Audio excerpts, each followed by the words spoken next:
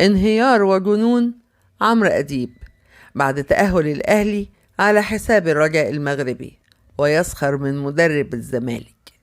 قبل ما ندخل في تفاصيل الخبر، لو انت أهلاوي أصيل اضغط لايك واشترك في القناة لنرى كم عدد محبي النادي الأهلي. فبعد تأهل الأهلي إلى نصف نهائي دوري أبطال إفريقيا، فقد خرج على الخط فورا الإعلامي عمرو أديب وقال: اللي عمله الأهلي في بطولة أفريقيا السنة دي درس يدرس، وكل الأندية تتعلم منه.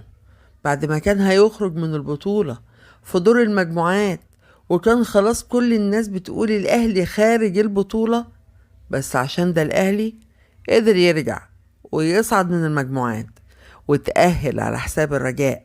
واللي عمله الأهلي ده يثبت لك إن الأهلي فريق بطولات، والبطولات اللي أخدها مش من فراغ.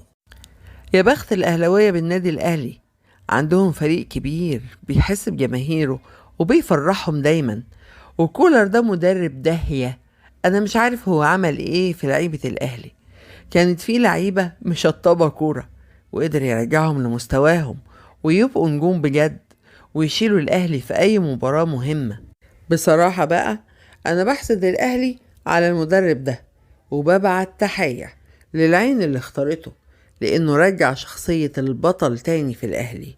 وأنا بقول لكم من دلوقتي، أيا كان المنافس القادم للأهلي، سواء الترجي التونسي أو شبيبة القبائل الجزائري، الأهلي هيفوز عليه، لأن الأهلي اختلف عن الأهلي في دور المجموعات، والأهلي هيوصل النهائي إن شاء الله وهيفوز بالبطولة. وهو ده كان رد فعل عمرو أديب بعد تأهل الأهلي إلى نصف نهائي دوري أبطال إفريقيا على حساب الرجاء المغربي. وختاما، لا تنسى ذكر الله والصلاة والسلام على رسول الله، ولايك واشتراك للقناة ليصلك منا كل جديد.